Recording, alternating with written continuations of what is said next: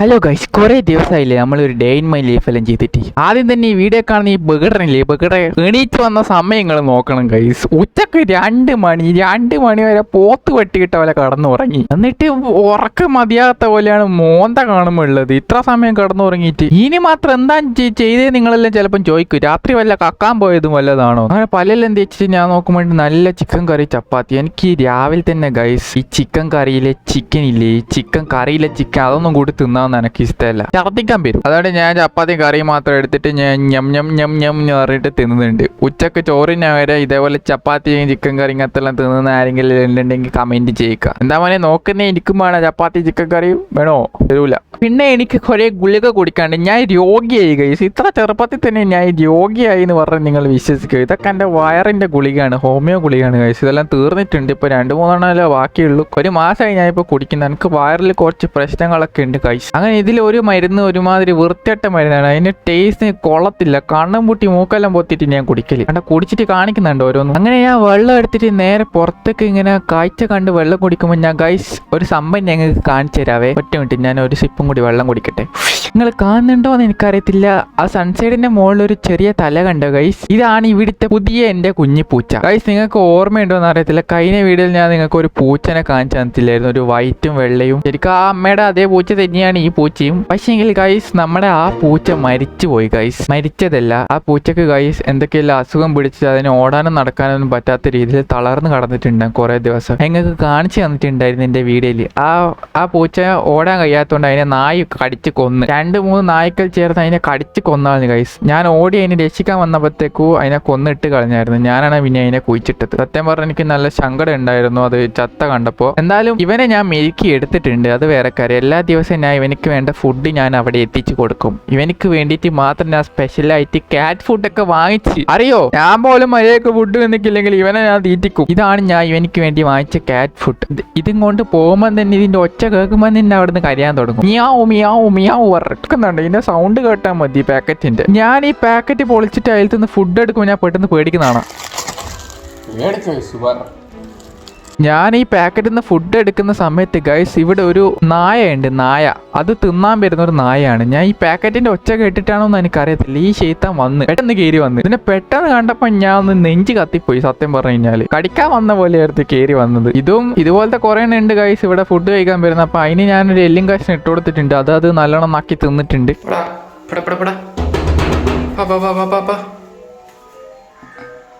ഇതിനെ തിന്നാൻ കൊടുത്താൽ പിന്നെ ഇതിങ്ങനെ കയറി വരും കൈ. നായ്ക്കൊക്കെ പിന്നെ ഞാൻ അധികം ഫുഡ് കൊടുക്കാറില്ല, എല്ലാ നായ്ക്കൊക്കെ.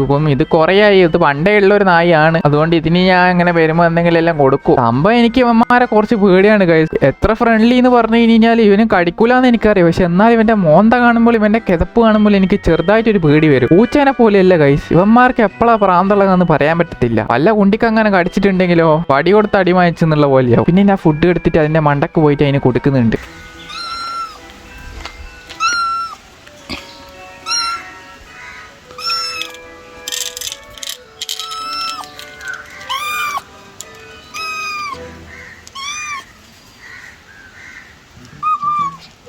ഫുഡ് കിട്ടിയപ്പോൾ എനിക്ക് എന്താ മോനെ സന്തോഷം. സംഭവം ആദ്യമൊക്കെ ഞാൻ ഇതിനെ തൊടാൻ വേണ്ടി വരുമ്പോൾ ഇത് ഒരുമാതിരി മറ്റേ എന്താ പറയുക തെറിപ്പിക്കുന്ന പോലെ എന്ന് പറഞ്ഞ ആക്കലുണ്ടായിരുന്നു. പിന്നെ ഞാൻ ഇതിന് പാല് കൊടുത്ത് പിന്നെ 2-3 പ്രാവശ്യം ഫുഡ് കൊടുത്തപ്പോൾ ഈ ചങ്ങായി മെരുകി. അന്നേരമാണ് എന്നെ തൊടാൻ വേണ്ടി സമ്മതിച്ചത്. അതുവരെ സമ്മതിക്കത്തില്ലായിരുന്നു, ഭയങ്കര ജാടിയായിരുന്നു ഈ ശൈത്താന്. സംഭവം കുറച്ച് ക്യൂട്ടാണ്, നല്ല രസമൊക്കെ ഉണ്ട്. ആണാണോ പെണ്ണാണോ എനിക്ക് മനസ്സിലാക്കില്ലേ, കുറച്ച് വണ്ണം വെച്ചാലേ മനസ്സിലാവുള്ളൂ.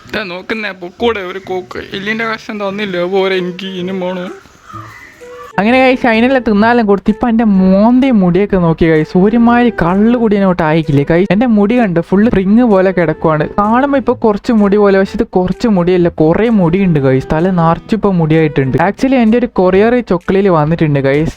നമുക്ക് ഒന്ന് അത് എടുക്കാൻ വേണ്ടി അവിടത്തേക്ക് പോകേണ്ടതായിട്ടുണ്ട്. ഞാൻ 3 ദിവസമായി തല കുളിച്ചിട്ട്, അതുകൊണ്ടാണെന്ന് അറിയത്തില്ല എല്ലാം സ്പ്രിങ് പോലെ കിടക്കുന്നത്. എന്തായാലും തലയൊന്നും മേലെല്ലാം ഒന്ന് കുളിച്ചിട്ട് പോകാമെന്ന് വിചാരിച്ചു. സംഭവം കൊറിയർ ഒരു സാധനം എൻ്റെ മറ്റേ മെഡിസിൻ തീർന്നു പോയി എന്ന് പറഞ്ഞിട്ടില്ല. ആ മെഡിസിൻ റിയോ ഓർഡർ ചെയ്തിട്ടുണ്ടായിരുന്നു. അത് വാങ്ങിക്കാൻ വേണ്ടി പോവാണ് ഗൈസ്. അധികം ഫോർമാലിറ്റി ഒന്നുമില്ല, ജസ്റ്റ് കുളിക്കുന്നു, ഒന്ന് ഡ്രസ്സ് മാറ്റുന്നു, ഒറ്റ അപ്പാടങ്ങ് പോകുന്നു, അത്ര തന്നെ. ചൂടാണ് ഗൈസ്, ഒടുക്കത്തെ ചൂട്. മിണ്ടറിന് പോയിട്ട് വെള്ളം നനച്ച് കുളിച്ചിട്ട് വരുത്താണ് ഇപ്പൊ മൊത്തം. ഒരു പരിപാടി ചെയ്യാൻ തോന്നില്ല ഗൈസ്, ഫുള്ള് മടുപ്പ്. എങ്ങനെയെങ്കിലും ജൂണൊന്നായിട്ട് മഴ ചെയ്യാൻ തുടങ്ങിയാൽ എന്തെങ്കിലും ചെയ്യാൻ തോന്നുള്ളൂ ഗൈസ്. ഞാൻ പിന്നെ ഒരു സംഭവം കാണിച്ചു തരാം. എന്റെ ഹെയർ കെയറും കാര്യങ്ങളൊക്കെ കൂടുതൽ ആൾക്കാർ ചോദിക്കാറുണ്ട് ഗൈസ്. ഞാൻ നിങ്ങൾക്ക് പേഴ്സണലി റെക്കമെൻഡ് ചെയ്യുന്ന ഒരു ഷാമ്പാണ് ഗൈസ് ഇത് ഞാൻ പ്രമോഷന് തേങ്ങയോ മാങ്ങയോ ഒരു മണ്ണാങ്കട്ടയല്ല, പക്ഷെ ഞാൻ നിങ്ങളോട് പറയുന്ന 2 മാസം ഇത് യൂസ് ചെയ്യുന്നത് സൽച്ചിലിക് ആസിഡിന്റെ ഈ ഒരു ഡാൻഡ്രഫ് ഷാമ്പ് ഗൈസ്. പറയാലോ, ഇത് സൂപ്പർ സാധനം എന്നൊക്കെ പറഞ്ഞു, 1.5 സാധനമാണ്. കാരണം എന്താ വെച്ചാൽ ഗൈസ്, ഞാൻ സാധാരണ ഒരുപാട് ഷാംപ്സ് ഉപയോഗിക്കാറുണ്ട്. കാരണം എന്റെ തലയിൽ ഡാൻഡ്രഫ് വരാറുണ്ട്. സോ അത് യൂസ് ചെയ്ത സമയത്ത് പോകും, പക്ഷെ കുറച്ച് സമയത്ത് പിന്നെയും വരും. സാധാരണ ഞാൻ യൂസ് ചെയ്യുന്ന സമയത്ത് ആ ഡാൻഡ്രഫ് പോകും, അത് കഴിഞ്ഞ് കുറച്ച് സമയം കഴിഞ്ഞിട്ട് പിന്നെ അത് വരും. പക്ഷെ ഈ ഒരു ഷാമ്പ് യൂസ് ചെയ്തതിന് ഏകദേശം ഒരു 3-4 ദിവസത്തേക്ക് തലയിൽ ഒരു ഡാൻഡ്രഫ് ഉണ്ടാകത്തില്ല. അത്രയ്ക്കും തലയോട്ടി ക്ലീൻ ചെയ്തിട്ട് ഈ ഷാമ്പ് വൃത്തിയാക്കുന്നുണ്ട്. അപ്പൊ എന്റെ മുടി കുറച്ചും കൂടി ഹെയർ ഗ്രോത്ത് സ്പീഡ് അപ്പ് ആവുന്ന പോലെ എനിക്ക് ഫീൽ ചെയ്ത് ഗൈസ്. എനിക്ക് അറിയത്തില്ല, എനിക്ക് തോന്നുന്നതാണോ അല്ലെ എല്ലാതാണോ. നിങ്ങൾക്കറിയാം എന്റെ വീഡിയോയിലൊക്കെ, ഞാൻ വീഡിയോയിൽ ഇടക്ക് മുടി കുറിക്കും, എനിക്ക് പെട്ടെന്ന് മുടി വരും, കുറച്ച് പെട്ടെന്ന് മുടി വരുന്നതായിട്ട് നിങ്ങൾക്ക് ഫീൽ ചെയ്യും. പിന്നെ ഞാൻ നിങ്ങളോട് കാര്യം പറയാം, ആ ഷാമ്പ് യൂസ് ചെയ്യുന്നതാണ് നിങ്ങൾ ഇതുപോലത്തെ ഒരു ഹെയർ കണ്ടീഷണർ കൂടി യൂസ് ചെയ്യണം. ബിക്കോസ് ആ ഷാമ്പിന് ഒരു പ്രശ്നം എന്താണെന്ന് വെച്ച് കഴിഞ്ഞാൽ, കുളിച്ച് കഴിഞ്ഞാൽ നമ്മുടെ തല നല്ല പോലെ ഡ്രൈ ആവും. കാരണം തലയിൽ മൊത്തം ക്ലീൻ ചെയ്യുന്നുണ്ട് ആ ഷാമ്പ്, അപ്പോൾ ഡ്രൈ ആവും. അപ്പോൾ ഇതുപോലുള്ള ഹെയർ കണ്ടീഷണർ യൂസ് ചെയ്യുന്നത് നല്ലതായിരിക്കും. അല്ലെങ്കിൽ ഒരു ഓയിൽ യൂസ് ചെയ്താലും മതി. അങ്ങനെ എൻ്റെ കുളിയൊക്കെ കഴിഞ്ഞിട്ടുണ്ട്, കുളിയും ജബൊക്കെ കഴിഞ്ഞിട്ടുണ്ട്, ഡ്രസ്സ് മാറ്റി ഒറ്റ പോക്ക് പോകണം. പിന്നെ അത് മാത്രം പോലെ നമ്മൾ ഇതുപോലെ ഒരു ഹെയർ സെറം കൂടി എപ്പോഴും യൂസ് ചെയ്യുന്നത് നല്ലതായിരിക്കാം. ബിക്കോസ് നമ്മൾ മുടി ഷൈനി ആയിരിക്കും. പിന്നെ എനിക്ക് താടിയൊക്കെ കുറച്ച് മുളച്ചിട്ടുണ്ട് ഗൈസ്. മോന്തയൊക്കെ ഇപ്പോൾ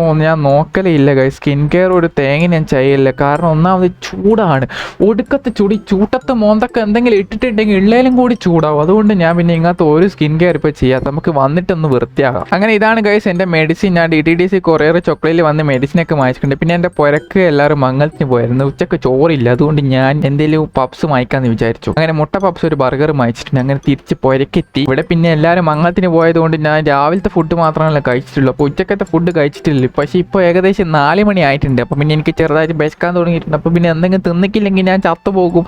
ഞാൻ മറ്റേ കാറ്റടിച്ച് പോകുന്ന സാധനമൊന്നുമല്ലല്ലോ, എനിക്ക് എന്തെങ്കിലും തിന്നാലും വേണം. എന്തോടാ ഇത്? അങ്ങനെ ഞാൻ 2 ലിച്ചി, 2 സ്ട്രോ, പിന്നെ ഒരു പപ്സ്, മുട്ട പപ്സ്, ഒരു ബർഗറും, അങ്ങനെ ലിച്ചിൽ സ്ട്രോ കൊടുത്തിട്ട് ഞാൻ മൂഞ്ചി കുടിക്കുന്നുണ്ട്.